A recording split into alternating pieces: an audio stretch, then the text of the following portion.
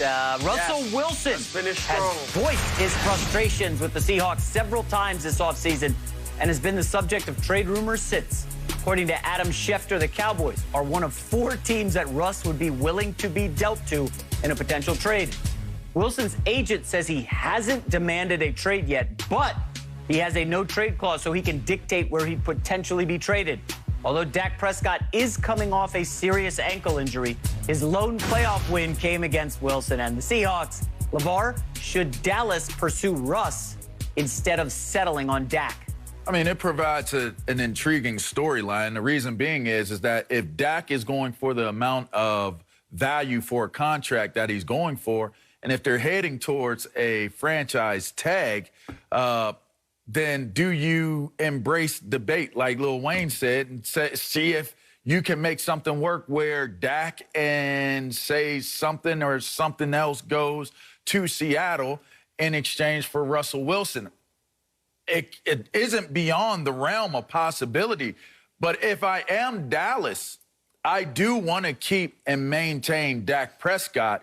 And if I'm also Dallas, I do want to also leverage and use the fact that Russell Wilson has named publicly that he would have interest in coming to Dallas. This would be a heck of a landing place for Russell Wilson.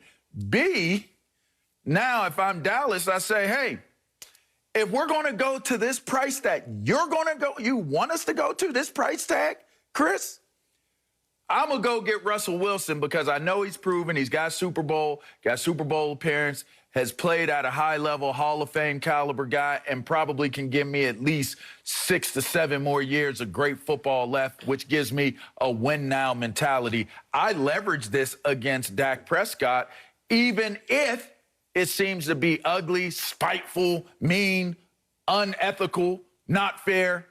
All is fair in war. And what's that? Business, that is. Yeah, that's business, Chris. Look, we talked about this yesterday. I thought it was overblown, but now with this new information, it's not overblown. All right, Russell Wilson, his agent can say he hasn't asked for a trade or demanded a trade, but he has now. He's put, look, you guys in high school, did you ever date a girl who said she didn't want to break up, but she wants to date other people? That's what Russell Wilson is saying. I don't want to trade, but if you're going to trade me, here's the 4 teams I'll go to. Right, yeah. I mean, he is, yes. Now that you've put it out there, that you've got your eye on these 4 cute teams, now it's a problem in Seattle now. And from Dallas's perspective, guys, look, I've always been a Dak Prescott fan. I'm big on intangibles for quarterbacks. And I think Dak has the intangibles in spades. But that said, I would go after Russell Wilson now if I'm the Dallas Cowboys. Number one, he's cheaper. Okay? His cap number for the next 3 years, $19 million, $19 million, $22 million. Great point. Obviously, Dak Prescott, you're going to be paying somewhere between $37 and $40 million a year. But he would want to renegotiate that, Chris. He would want to renegotiate that, though. Well, but he's still got several years left. I mean, those are the cap hits. He got the huge contract. But he can fight against that no trade. But these are the cap hits for the Cowboys. True. Those would be the cap hits, so just on their cap. That's all I'm saying. Yeah. So, as much as I've liked Dak, I've never been under the impression that he's a top 5 quarterback or may ever be a top 5 quarterback. I think he's a quarterback you can win Super Bowls with, but he's not a top 5 guy. Russell Wilson is a top 5 guy.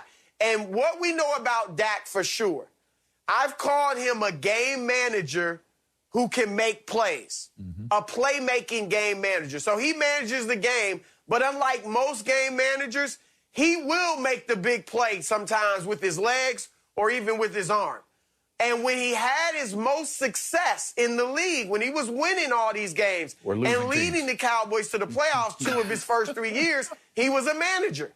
The last 2 years, they've tried to put it on him and make him the guy. Zeke has declined a little bit, so now it's about Dak, and they haven't been able to win at the same clip. Even last year when he averaged 371 yards passing a game. Let's be honest.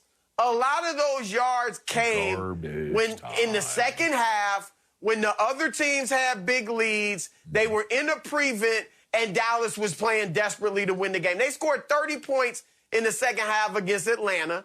They scored 24 points in the fourth quarter against Cleveland. So they were down big, and that's where big chunks of those yards came from.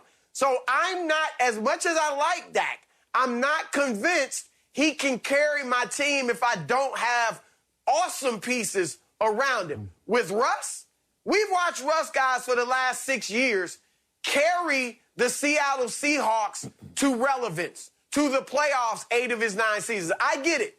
The Super Bowl championships, or the when they got there, won the first one, lost the second one, he was largely a manager. That defense was awesome. You had Marshawn Lynch. I get all that. However, since then, he's proven, even if I don't have the great pieces around me, we're going to win. We might not win a Super Bowl, but we are going to win. And Dallas actually has good pieces, especially on the offensive side.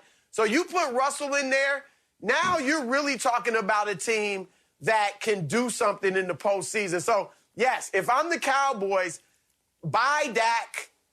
Let's send you to Seattle. Don't buy Dak, but buy Dak. Don't buy Dak. Buy B-Y-E. B-Y. Okay. B-Y-E. Listen, guys, I'm a little surprised you're not more like, pound the table, go get Russell Wilson. Go get him! I mean, Jerry Jones, are you kidding me? This is a division for the taking if Russell Wilson is your quarterback. He instantly makes you the team to beat in the NFC East. I don't know that there's any decision at all here. I say, Jerry Jones, pick up the phone. I say, hey, Seattle, you want our #1 pick this year? You want our #2? You want our #1 in 2022? And this is where I really sweeten the deal, guys. I was breaking down the free agent options. Seattle has said everything in Pete Carroll's DNA. We want to run the football. We want to run the football and play defense. Yes, LeVar Arrington. I say Zeke Elliott, we had a good run, but I'm going to put you in that package. Zeke Elliott, 2 #1s and a #2. I bring in Russ. And that's the thing. I don't want to make it sound like I'm anti-Dak. But if I am Seattle, am I really taking on a quarterback that I'm going to have to pay more for? He's going to command more than Russell Wilson. Because it feels like, guys, this Russell Wilson stuff, there were a lot of breadcrumbs leading up to it. And then it's like you open the door and it's like, oh, my gosh. He threw his entire offensive line under the bus. Now, LeVar, I know you've been a locker room guy, a leader. You can't throw an entire offense under the bus in the offseason and expect to show up at camp all hunky-dory. It kind of feels like it's over for Russ in Seattle. And I'm telling you, this slam dunk in Dallas, Russ, the offensive line healthier, you keep Amari, you keep Gallup, you got CeeDee Lamb. Folks, Russell Wilson will cover up a lot of those ugly warts that Dak Prescott could not. And Chris, again, not to pile on Dak, you've been saying how he's won so many games. I had the stats team here pull it up. Last 4 seasons, Dak Prescott, 6-20 against teams that finished with a winning record. For whatever reason, he did not show up great against the elite teams. Again, I'm not crushing Dak. I know the defense wasn't good, and we could talk about the special teams was inferior, and the coaching was blah, blah, blah. But Russell Wilson is a massive upgrade over Dak Prescott. And LeVar, you know this division well, this NFC East. Russ instantly makes them a 10-11 win team, and I think you're talking back to Chris Broussard, this being a Super Bowl contender with Russell Wilson. You want to talk about selling hope? I mean, I don't know what the rules are going to be, what the provisions are for COVID and attendance. They started doing attendance this season. So they were like, forget this. We're gonna put some people in these stands. So I'm assuming it's going to be much more relaxed going into next season. Probably has to be more relaxed. And what better than to come out of a COVID year where we had to have so many restrictions on fans coming to our stadium and advertisers pulling ad dollars back and saying that this is more important and this is more important. And you say, no, this is important. We have Russell Wilson in the big D. Oh, my gosh. Let me tell you something. The amount of buy-in for Russell Wilson joining America's team, and I got to tell you, J-Mac, I like that, what you just said with Ezekiel Elliott. I don't know that Ezekiel Elliott will ever be the guy he's once was when he was getting that contract, getting to that large contract in Dallas. He might go somewhere else, and that sting and that burn, that eat might really come back. It might not just be a tattoo on his belly, thug life, eat, you know what I mean? It might not just be that. It really might be, it's time to eat.